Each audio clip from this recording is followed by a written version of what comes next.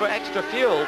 Just shows you that they've really got some good economy out of that car. Yeah, he's obviously got the all clear now from Steve Challis, his race engineer, who's been with him incidentally since his Formula 4 days. 2 laps to go, 3.3 seconds between them. He's pulled off a second a lap off Zanardi's lead the last couple of laps, and he's really on the edge. He's driving beautifully as Greg Moore.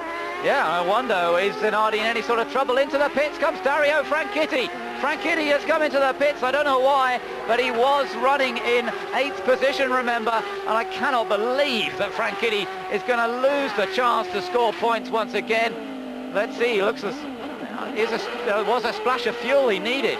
Well, I don't believe it. How on earth could he have needed a splash of fuel there?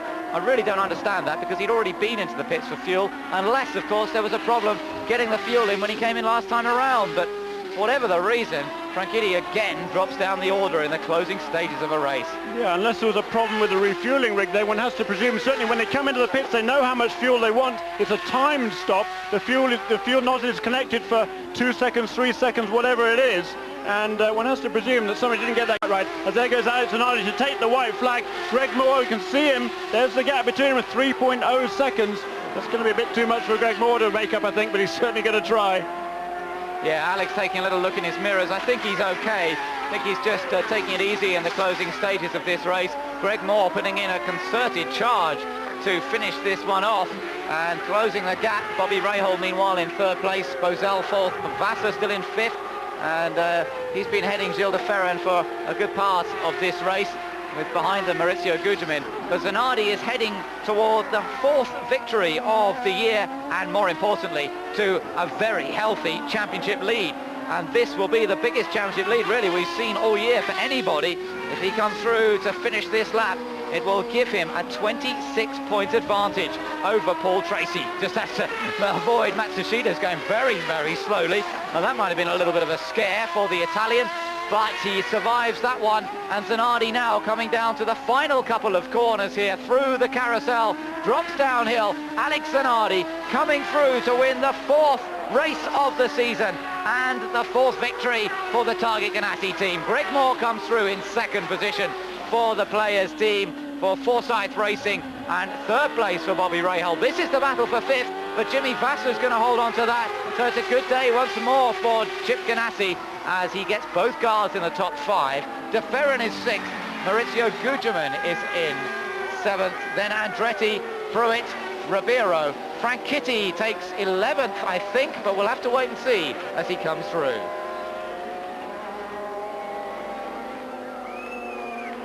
Well done, Alex Zanardi. He has driven an absolutely superb race. Dominant once again on this Mid-Ohio course. And once again, Jeremy, we see a driver taking 2 wins in a row. It seems to be an interesting statistic. Franchitti has just crossed the line, by the way, confirmed that he finished in 11th place, but that's only 2 points. And again, what a shame after running so competitively.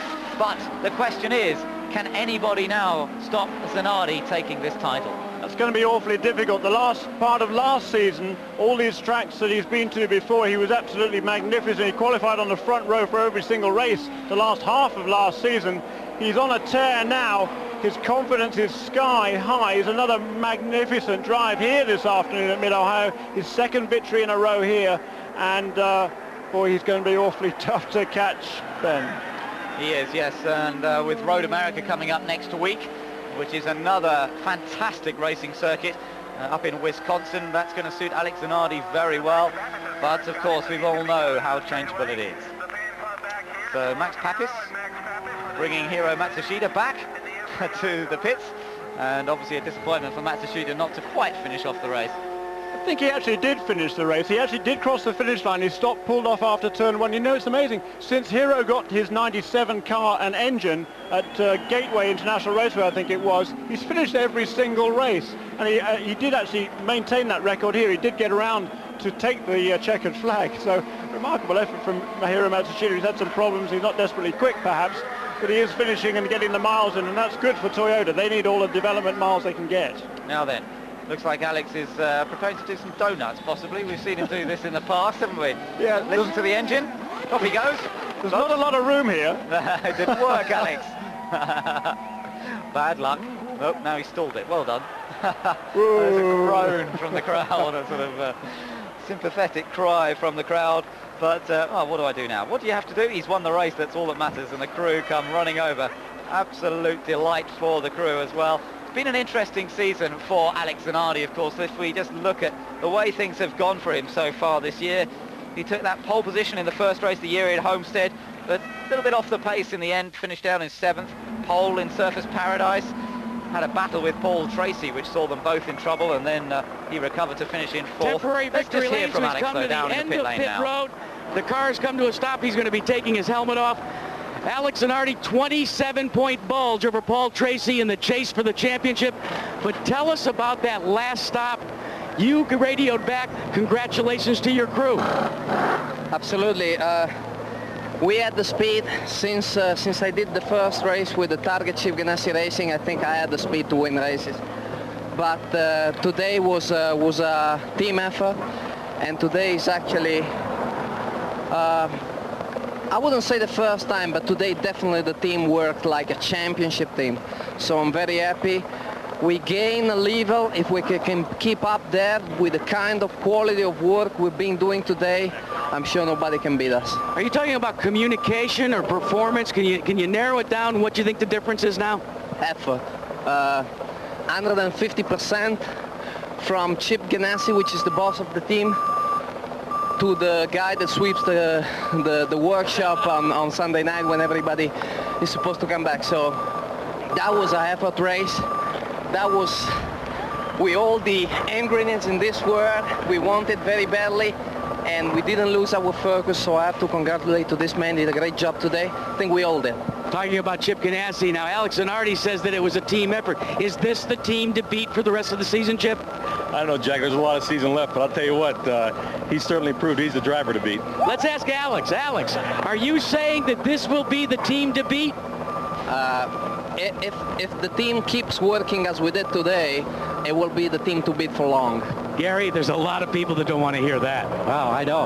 Well, here's a smile coming back to the face of Greg Moore. And what does it feel like to get some momentum back in a championship battle that looked like it was sliding away? It's unbelievable. I mean, Alex has got a fairly significant lead over all of us now, but we had 3 really bad races there, and I got to apologize for not talking to everybody after Michigan. It was just one of those things where the emotions were just too high, and it's nice to get the ball rolling again. Everyone on my team's worked so hard in the last 3. Didn't get any finishes, but to get second here, I'm pretty pleased with it. You had to conserve some fuel, and then there was that late yellow. You elected with your crew to stay out. Did you hope, obviously, that you were going to be able to get some track position and maybe be in front of Zanardi despite his splash? Yeah, that's what we were hoping, is that we would have enough. He would stay in the pits just quite long enough to make sure that he had enough fuel. But at the very end there, we didn't have, because we stayed out, we didn't have enough fuel, so we had to sort of back off on the straightaways again. But I think if we had enough fuel, we would have been able to give him a good run. Gives you some great momentum going to Elkhart next week. Sure does. Greg Moore is a happy crew, Bob.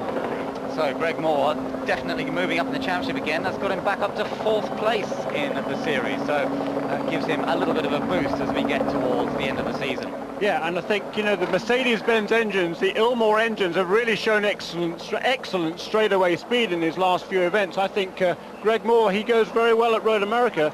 He's going to be tough to beat there, I think, in 1 week's time.